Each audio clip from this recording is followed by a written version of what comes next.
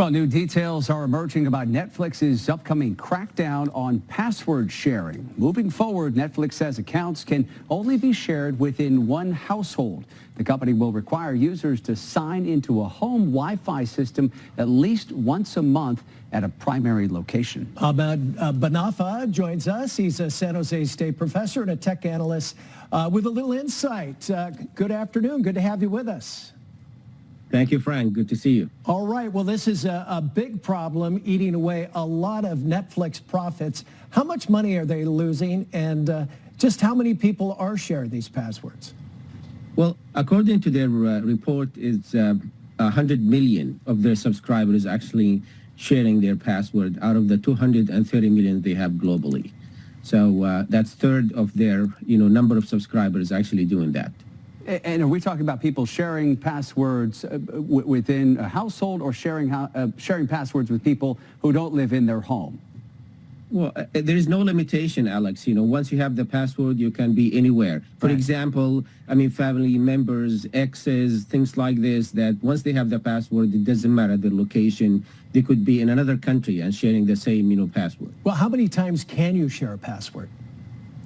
Well, for the situation we have now, there is no limitation on that. It's basically the number of the devices can be watching the same show or the same, channel at the same time is limited with the subscription, but there is no limitation on that. And anybody who has that password can get into the service. So one subscription, you could share it 10, a dozen times, and all those people are watching Netflix?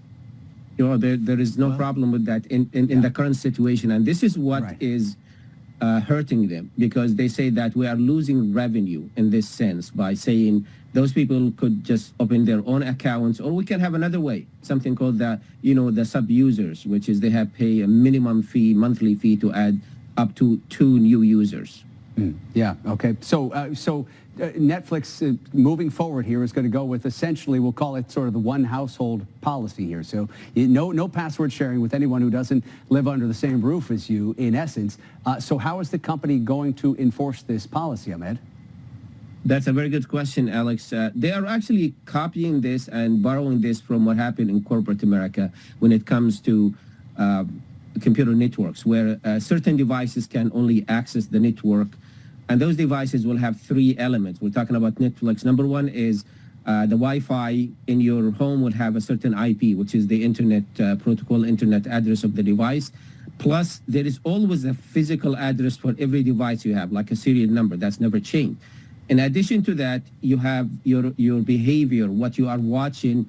They can couple all of those 3, bring them together, and they can have a profile of that person and say, yeah, that's the person. This is the IP address. This is the physical address. This is what he or she is watching. And based on that, they will have something called trusted devices. And this is where they allow you to watch the show.